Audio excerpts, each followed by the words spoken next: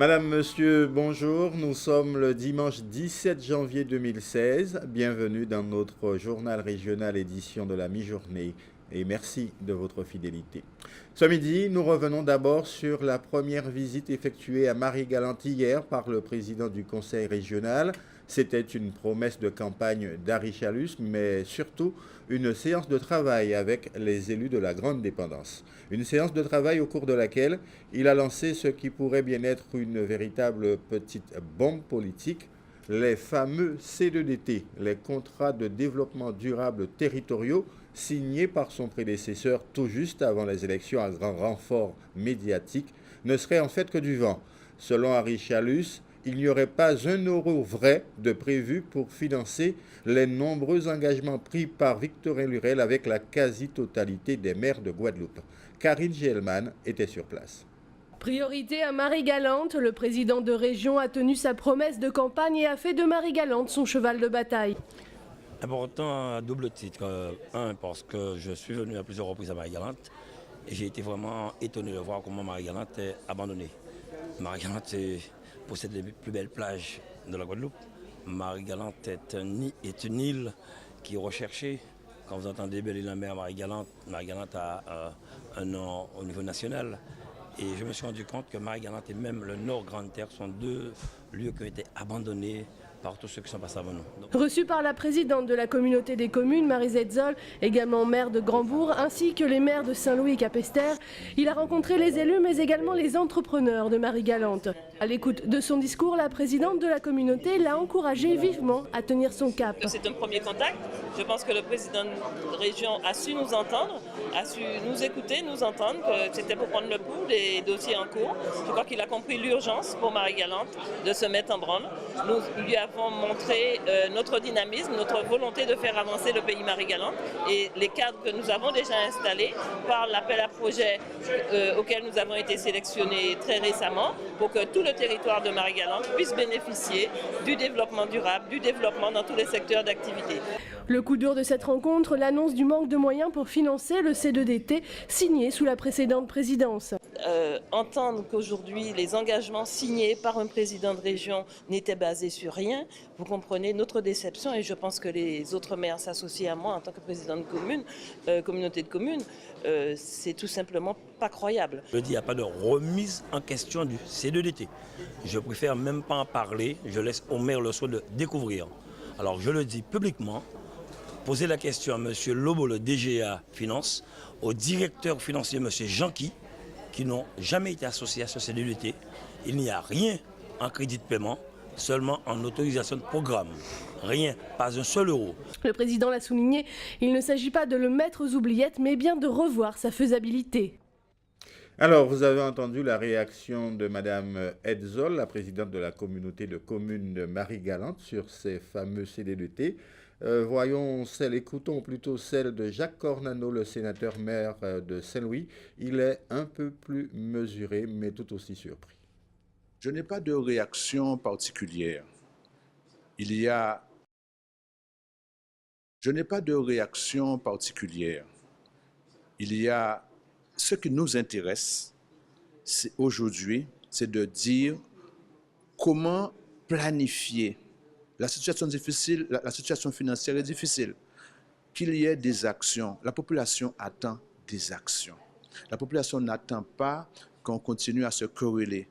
Ils l'ont dit il n'y a pas bien longtemps, mais qu'on arrive à planifier les besoins et à partir de ce moment-là, dire voilà la priorité. Où nous commençons? Est-ce que nous commençons par, je dis n'importe quoi, par la problématique de la continuité territoriale? Est-ce que nous commençons par la culture? Est-ce que nous commençons par le sport? Je crois que c'est dans cette direction que nous devons aller. Un rappel également, l'Agence régionale de santé a confirmé hier 2 cas de contamination au virus Zika, l'un à Saint-Martin, l'autre en Guadeloupe, en Grande-Terre précisément, 2 cas dits autochtones, car ces 2 personnes contaminées n'ont pas voyagé récemment, elles ont donc contracté le virus en Guadeloupe.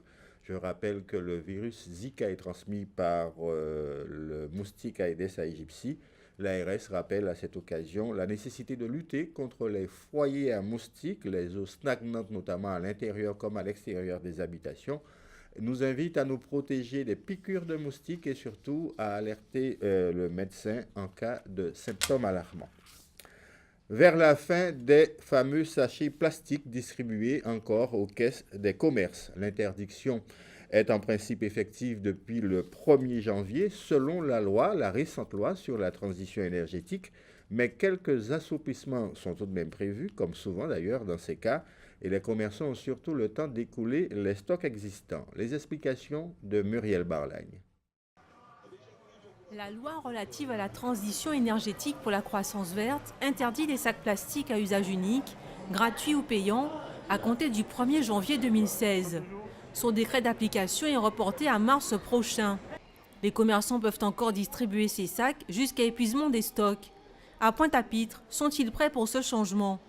Dans cette boutique de vêtements, 200 personnes font des achats chaque jour. Ce sont autant de sachets distribués.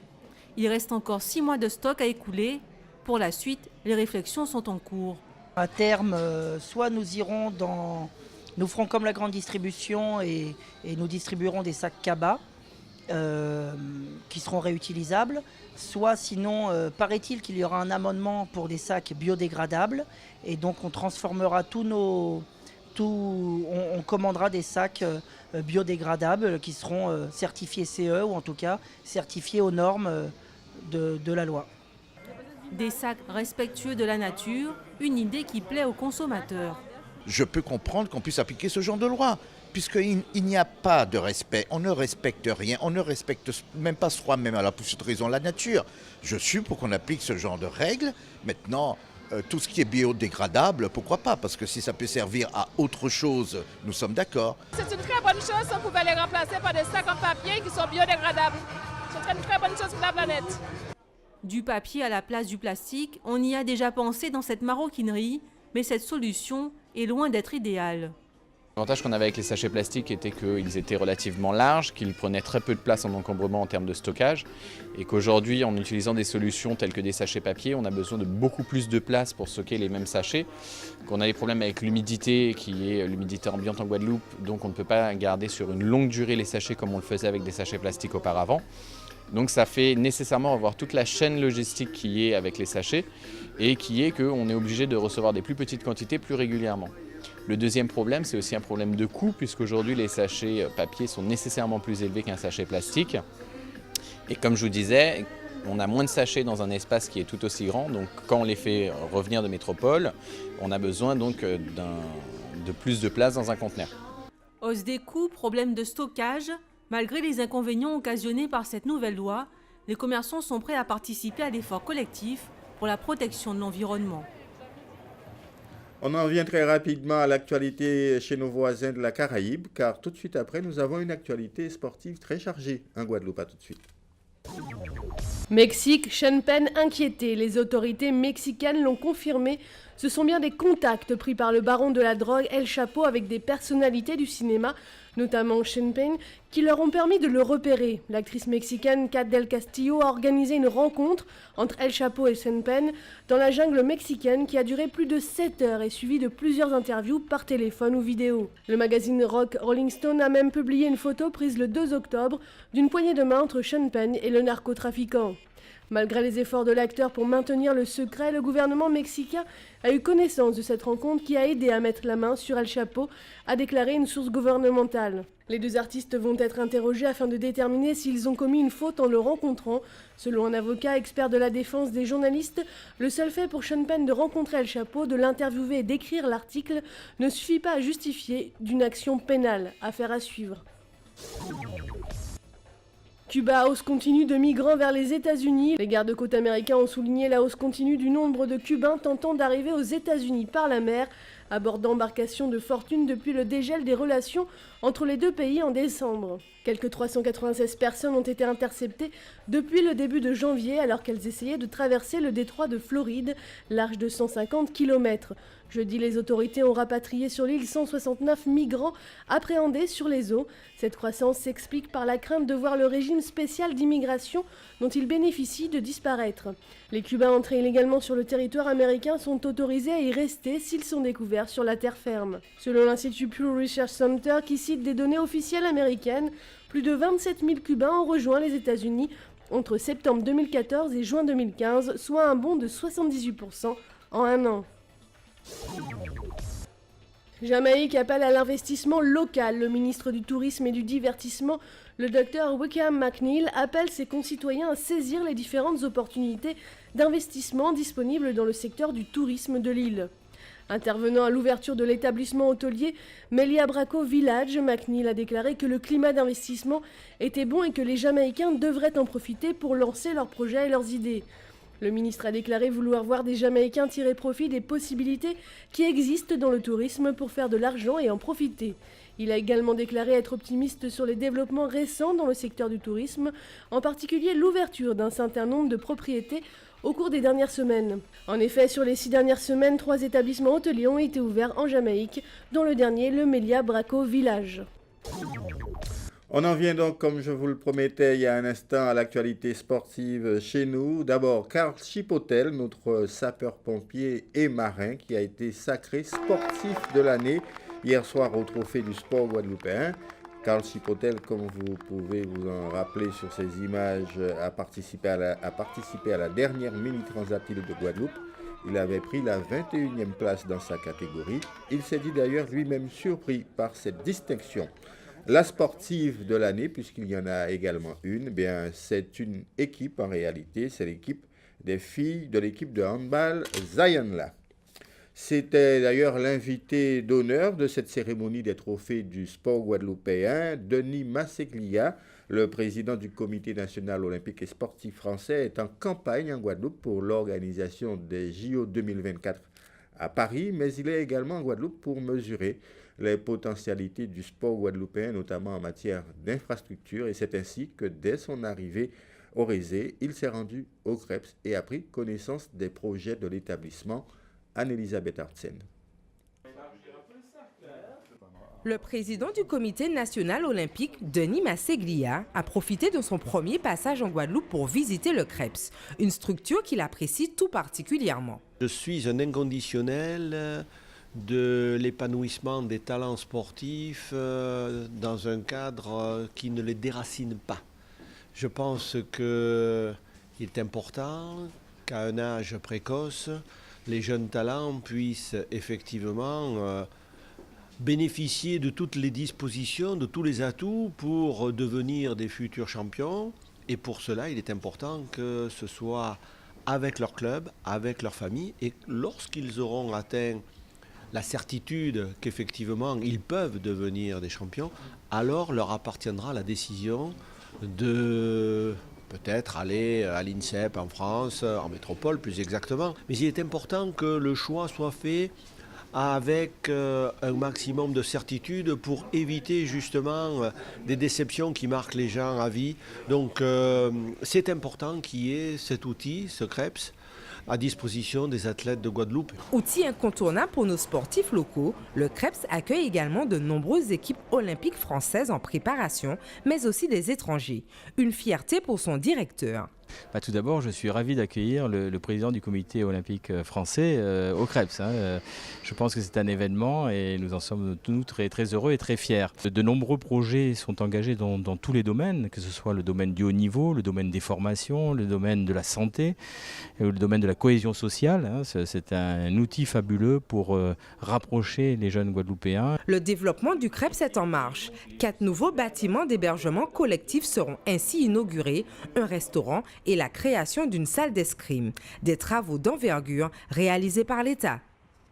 Monsieur Masseglia, qui hier sur notre antenne s'est montré et s'est dit même plutôt sceptique sur l'opportunité de la candidature de la Guadeloupe à l'organisation des Jeux de la francophonie en 2021. Monsieur Massiglia qui rencontre en ce moment même tous les acteurs du sport guadeloupéen, les élus également. Cela se passe autour d'un repas sur lequel nous aurons l'occasion de revenir. Il s'agit là de la candidature de Paris pour les JO de 2024. On passe au football avec les résultats de la 13e journée du championnat de division d'honneur.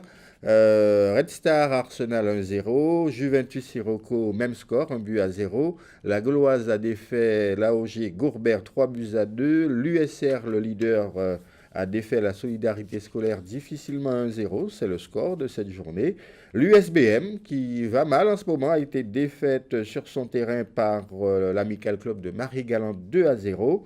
Le CA Marquisa a été étrié par le Phare du Canal 3-0. Et enfin, le choc d'hier soir, CSM, qui a été tenu en échec par l'Étoile de Mornalo, 0 but partout, un match plutôt crispé et violent. Il y a eu des expulsions au cours de cette rencontre. L'USR, à l'issue de cette journée, occupe toujours la première place du classement avec 47 points, devant précisément le CSM qui est à 4 points. Et puis toujours en football, vous le savez, la sélection de la Guadeloupe participera comme d'habitude au fameux tournoi UFC, c'est le championnat des nations de la Caraïbe. Le tirage au sort s'est déroulé hier soir à Antigua. La Guadeloupe aura comme adversaire au premier tour Saint-Martin et le Suriname, c'est jouable. Les rencontres se disputeront entre les 21 et 29 mars prochains. Et pour information, la Martinique, quant à elle, affrontera les îles Vierges britanniques et la Dominique. Le président de la Ligue de Martinique s'est dit plutôt confiant. Ils appellent ça un bootcamp. C'est un titre tiré des fameuses séances de recrutement dans l'armée américaine, celle des GI en particulier. C'est un regroupement autour d'une séance de sport très intensif sur plusieurs heures. Les organisateurs de cette nouvelle tendance avaient donné rendez-vous aux plus courageux aujourd'hui sur la plage de Bois-Jolant à Sainte-Anne et Muriel Barlagne en faisait partie. C'est pour assurer votre... C'est un rendez-vous mensuel, un stage de bootcamp dans la nature, du fitness façon entraînement militaire. Ce matin, c'est la plage de Bois-Jolant à Sainte-Anne qui sert de décor. Gino Fidelin, instructeur bootcamp, est à l'origine du concept. D'abord en Martinique en 2011, puis en Guadeloupe en 2014 au sein du Bootcamp Academy. Le programme de plus de 2 heures s'annonce chargé. Alors ce matin, il y aura du challenge, il y aura de la course, il y aura du dépassement de soi, il y aura de la cohésion. Pour les 1 an du Bootcamp Academy Guadeloupe, il y a pour cette occasion le staff du Bootcamp Academy Martinique qui est présent. Donc ça va upgrader en fait l'intensité de la séance aujourd'hui et ça va piquer.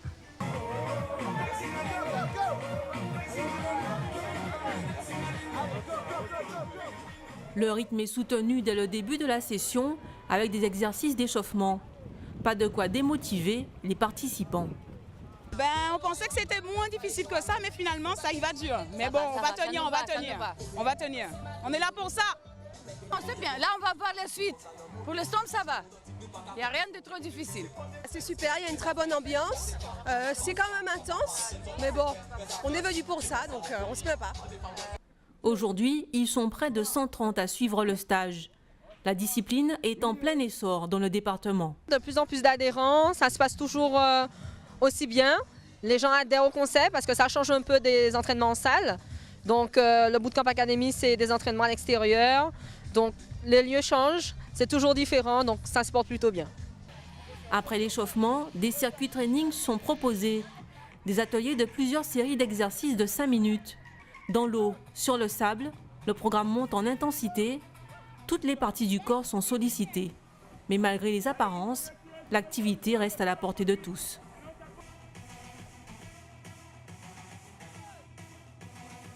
Alors, c'est peut-être une impression laissée par ce reportage, mais on dirait qu'il y a bien plus de courageuses que de courageux.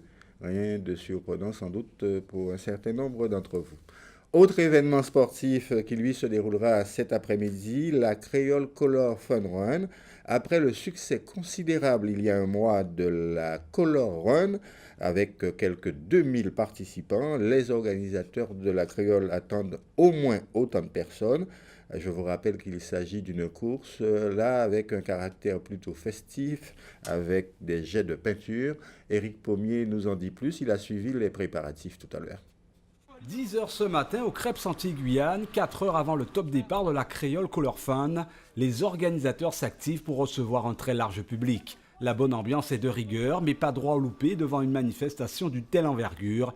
Chaque détail compte. Oui, bien sûr, on attend quand même beaucoup de monde, donc la base c'est la sécurité.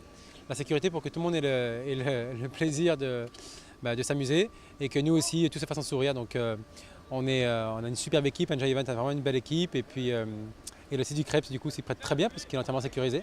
Donc nous, les petits derniers détails pour les concurrents, pour les sponsors qui sont super importants, pour que tout ça soit largement en couleur et que tout se passe bien. En couleur, le mot est lâché car la Creole Fun Color a pour principe d'en prendre plein la figure. Mais avant le plaisir d'être lâché dans l'arène, il faut assurer toute la logistique. Bonne nouvelle, 90 personnes sont mobilisées pour faire de cette grande fête colorée un moment inoubliable. Près de 1400 personnes étaient déjà inscrites à 10h ce matin. Les organisateurs déjà satisfaits tablent sur environ 2000 personnes. On cherche vraiment à avoir une qualité de service, que les gens soient tous satisfaits. Qu'il n'y ait rien à redire de toute l'organisation. C'est vraiment un défi pour nous et on espère du coup qu'ils seront encore contents sur cet événement comme ils l'ont pu être sur la Diabolique. Que les retardataires ne paniquent pas, ils ont jusqu'à 14h pour prendre part à cette fête. 3 formules au programme, Pass Timoun, Family ou Full. Aux organisateurs de préciser que la poudre cette fois utilisée est alimentaire et donc n'occasionne aucun désagrément. À 15h, top départ pour la plus colorée des manifestations, la Creole Fun Color. Alors, pour ceux qui s'interrogent encore sur la nature du ciel cet après-midi avant de s'inscrire à cette manifestation, il fera tout simplement particulièrement beau, notamment sur la Grande Terre, du soleil et un ciel totalement dégagé. Les températures seront comprises entre 25 et 29 degrés. Dans un instant, la rubrique innovation de notre rédaction concoctée par Karine Gelma, une rubrique qui sera suivie de l'agenda d'Alizé. Ensuite, le journal de TF1 et puis vous avez rendez-vous avec 2 magazines d'information, reportage et grand reportage. Et puis, l'événement du carnaval sera sur Alizé ce soir entre 18h et 19h, juste avant les informations. C'est Alizé en folie, le carnaval notamment à Pointe-à-Pitre ce soir. Ne manquez pas ce rendez-vous. L'information continue sur notre site www.alizé.com. Je vous donne rendez-vous donc après le carnaval sur Alizé en folie à 19h. Excellent après-midi sur Alizé.